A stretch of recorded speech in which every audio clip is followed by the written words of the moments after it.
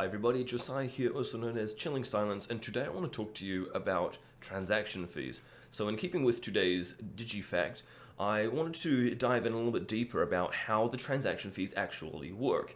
So this was originally inspired by me seeing an article where Binance sent 600 million in Bitcoin for $7. And I thought that's fantastic, it's great that they're able to transact $600 million. Also really stink that they had to pay so much.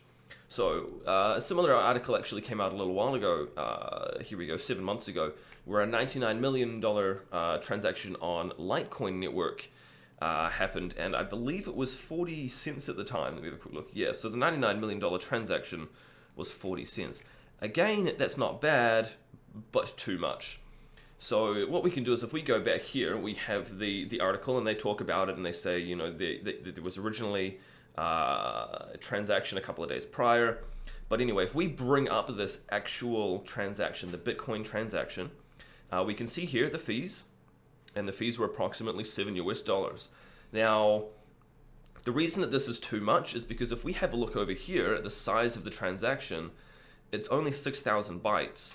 And so what we can do is if we bring up the Coinbase here and we have a look at the actual inputs, it will tell us these are all of the inputs here. So we've got around about 25. Now, the way that UTXO works is you take the unspent transaction outputs, which are the inputs for your new transaction, which are all of these, and you send them to the new address. So in this case, we've got the split between the two different addresses here. Now, why is this particularly important? Now, this is important because each one of these takes up space on the blockchain, and you pay per byte or per piece of data. So transactions like this, where it will take a number of inputs, are naturally going to use a little bit more in terms of a transaction fee than a plain one, which was perhaps just one input and one output. So if we go to this DigiByte transaction here, so we can see that this was mined a couple of days ago. And if we have a bit of a look here, we have all of these inputs. But if I click on show more, it's going to expand down even further. So let's go all the way down. And we'll keep going down. And we'll keep going down. And keep going down. So there's just a couple of them. And it says down the bottom here that the fee was 0.2 DigiByte. Now the thing is even that in itself was a little bit high. Now if we go back to let's have a look, for example, at the core wallet, and I'll show you what I mean. So in the core wallet, it says here the recommended transaction fee is 0.001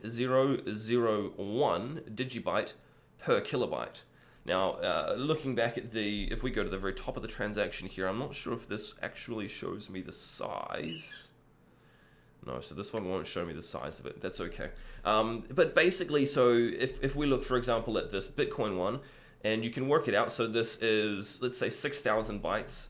And so if you were to effectively take it times 6, a kilobyte, as 1,000 bytes, you would spend 0.006 in terms of Satoshis if you were to send it through the DigiByte network. But again, you don't actually have to pay that much. You can pay slightly less. You can go to custom, and you can choose a lower fee per kilobyte. For example, the DigiByte Go wallet will let you go all the way down to 20 Satoshis per byte, or 20,000 per kilobyte.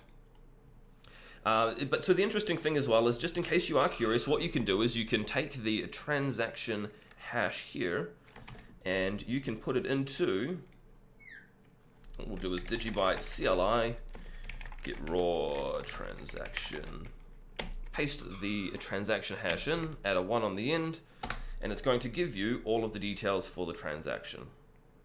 So you can see basically you can kind of add up the data that's used and things as well if you were really keen to go in and have a look at it. But anyway, so what I suppose I'm getting at here is that it's great that we've had this transaction. And you can see it took a whole lot of inputs here, like a lot of inputs, way, way, way more than this Bitcoin transaction. And even then, if we were to look at this particular fee was actually too high. So it was potentially a little bit of, I suppose, being conservative on the side of the person sending it. But in all reality, they could have got away with a significantly less transaction regardless. And so if we have a look at this particular fee, and let's open up CoinGecko, for example. Here that it is 0.2 DigiByte. Compare that to US dollars, so that's 0.002 cents, or effectively less than half a cent. The person definitely paid too much with their transaction fee.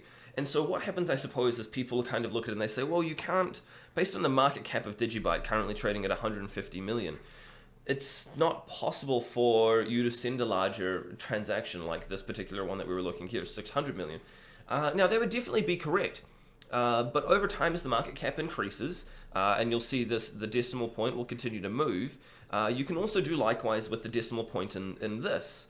And so even if you were to, let's say, project a 100-fold increase, you would only be moving the decimal point 2 sizes over, in which case it's still going to be cheaper, far, far cheaper than if you were sending it with, let's say, Bitcoin. So the point that I'm trying to make here is the transactions, like, it's really nice that there are headlines and things like this that say that crypto's too expensive, and they're taking a kind of a, ha, no it's not, it cost them $7. But in reality, it cost them $7, and it probably didn't need to, especially if they're going to be doing it as a more transactional currency. So on the one hand, I want to say it's great for Bitcoin that they were able to send such a large transaction for $7. But on the flip side of it, the transaction itself, if we go back here, is 6,000 bytes, and they paid $7 for that. And so that's actually a lot of money in the grand scheme of things. Whereas if you were to comparatively send that on the DigiByte network, that would cost you significantly less to send that 6,000 bytes of data and store it on the blockchain.